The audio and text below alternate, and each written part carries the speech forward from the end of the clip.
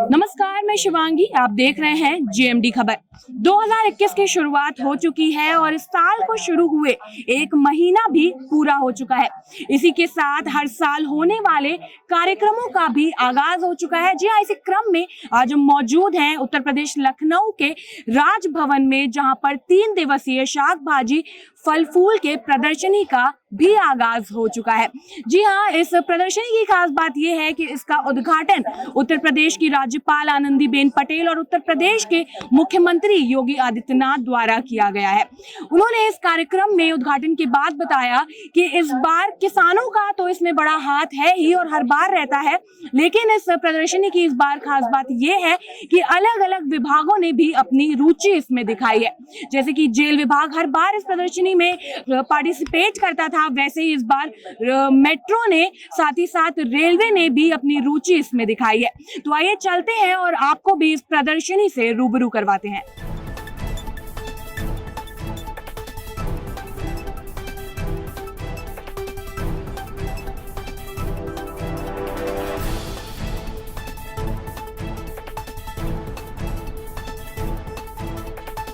उद्यान विभाग के सभी अधिकारीगण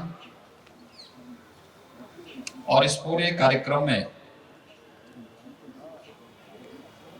जो इस प्रदर्शनी का अवलोकन करने के लिए आए हुए सभी हमारे दर्शकगण और उपस्थित भाइयों बहनों,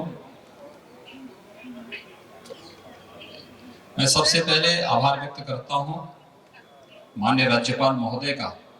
आदरणीय प्रधानमंत्री जी जिस बात को लेकर के कहते हैं कि किसानों की आमदनी को 2022 तक दोगुना करना है, 2014 में इस संकल्प प्रधानमंत्री जी ने लिया। आज देश के किसानों को लागत का 1.5 गुना एमएसपी देने का कार्य प्रधानमंत्री मोदी जी ने किया, लेकिन साथ ही साथ लागत का 1.5 गुना दाम देने और किसानों की आमदनी को दोगुना करने के लिए 2 चीजें बहुत आवश्यक है।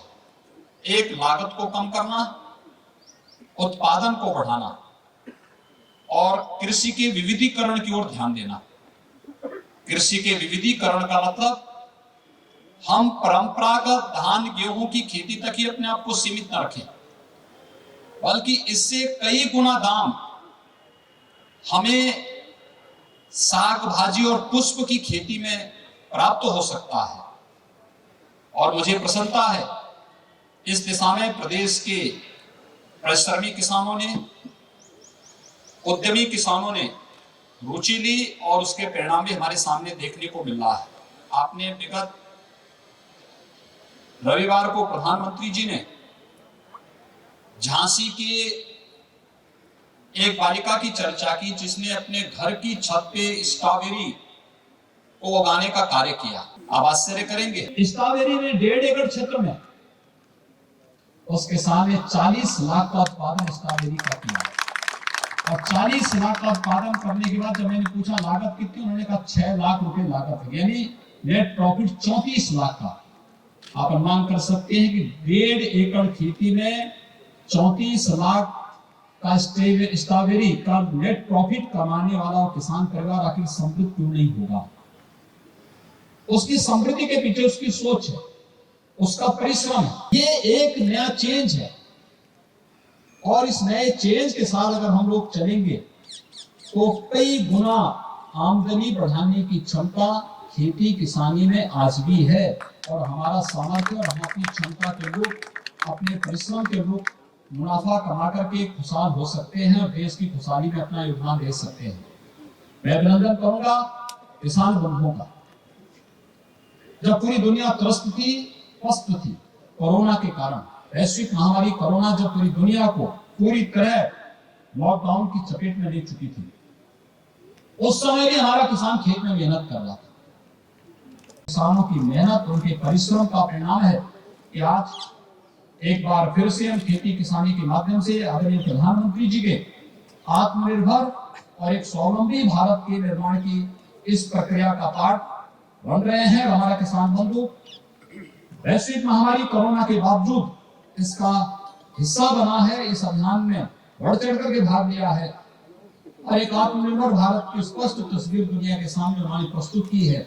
आज मैं एक बार फिर से वैज्ञानिक फसलों के लिए विख्यात यह राजभवन का यह प्रदर्शनी वर्षों से चला रहा, लेकिन यह वर्ष हमारे लिए विशिष्ट था। परंपराएं टूटी हैं पिछले 1 साल के अंदर, पर्व और त्योहार लोग नहीं मना पाए थे, लेकिन साग भाजी और पुष्प प्रदर्शनी का कार्यक्रम किसानों के हित को ध्यान में रख करके हमारे राज्यपाल महोदय ने अनवरत रूप से इसको आगे बढ़ाने का कार्य किया है। चीज यहाँ की क्या लगी? आप लोग काफी इंजॉय कर रहे हैं, सेल्फीज एंड ऑल ले रहे हैं। जी एक मिनट। फूल बहुत अच्छे लगे यहाँ पर, हर जगह फूल से कितने अच्छे अच्छे चीजें बनाए गए, कलर्स, ये शंख कितना सुंदर लग रहा है। इसके पहले कहीं ऐसा कुछ देखने को मिला था? नहीं। एक जगह पे इतने अलग अलग वैरायटीज ऑफ फ्लावर्स? नहीं कहीं नहीं देखने को मिला। आपको कैसा लगा? मुझे भी बहुत अच्छा लगा, सबको बहुत अच्छा लगा। यहाँ की डेकोरेशन इतनी अच्छी है, मतलब ऐसा कभी देखा भी नहीं था जिस तरीके से यहाँ पे दिखाया गया है।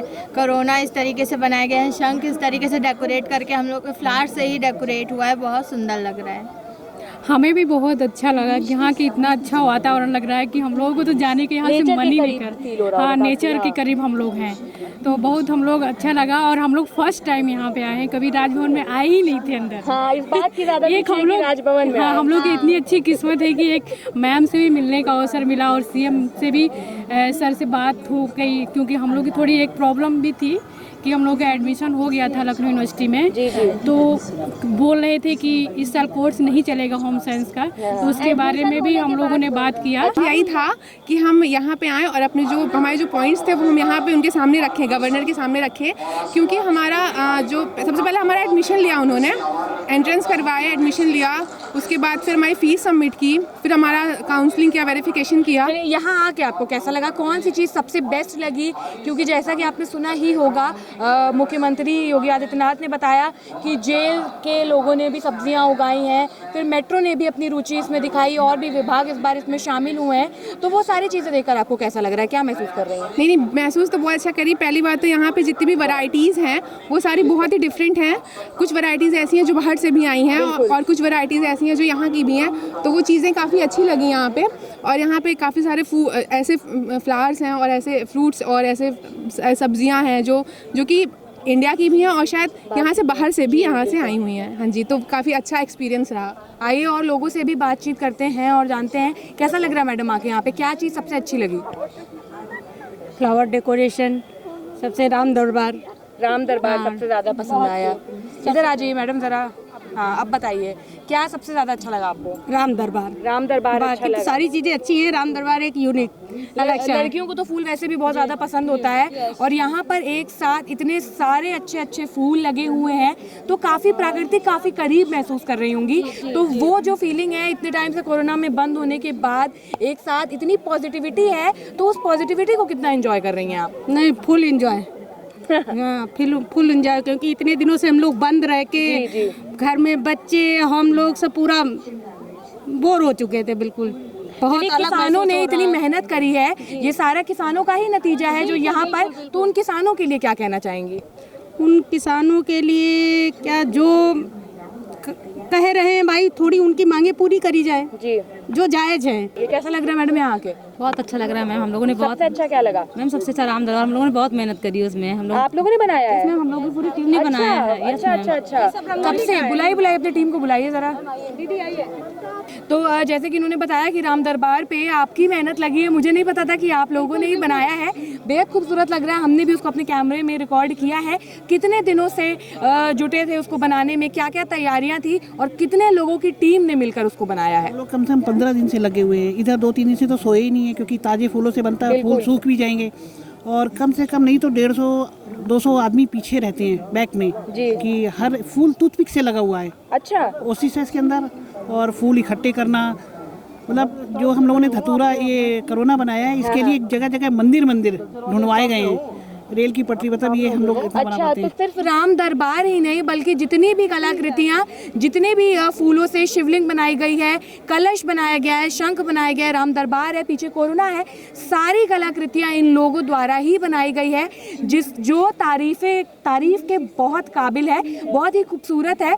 तो मैं आपसे ये भी जानना चाहूँगी कि जैसे फूल हैं बासी हो जाते हैं, 3 दिनों तक चलनी है प्रदर्शनी, तो फूल क्या खराब नहीं होंगे 3 दिनों में? तो ओसिस है, उसमें पानी अंदर ओसिस के साथ लगा हुआ है ये। अच्छा अच्छा, ओसिस है पूरे में और पानी डाला हुआ है तो अंदर। मतलब कोई पाइप के द्वारा या पहले किसी ओसिस, तरीके से? हाँ, ओसिस बांध के ओसिस पहले। जरा आप एक्सप्लेन हाँ। करिए क्या है ये? जिस वही जो नहीं होता है स्पंज होता है जिसमें पानी डाल के फूल को ताजा रखते हैं, इसलिए हाँ, अच्छा अच्छा। तो देखा आपने, जेएमडी खबर के जरिए हमने आपको इस प्रदर्शनी से तो रूबरू करा दिया है, लेकिन उसके बावजूद हम आपसे कहेंगे कि इस प्रदर्शनी में स्वयं पधारें और यहाँ का लुत्फ उठाएं, क्योंकि यहाँ पर प्रदेश के अलग अलग जिलों से तो लोगों ने अपना हुनर दिखाया ही है। साथ ही में यहाँ पर विदेशी फल फूल भी लगाए गए हैं। आपने ट्रेडिशनल तरीके से, ट्रेडिशनल टेक्निक की तो खेती बहुत देखी होगी, लेकिन यहाँ पर हाइब्रिड फ्लावर्स, ट्यूलिप और अन्य तरह के फ्लावर्स भी यहाँ पर लगाए गए हैं, जो हम लोगों को आम जिंदगी में देखने को नहीं मिलते हैं, भारत में देखने को नहीं मिलते हैं। तो यहाँ जरूर आएं और इस प्रदर्शनी का लुत्फ जरूर उठाएं। इस खबर पर आपका क्या कहना है हमें कमेंट बॉक्स में बताइए।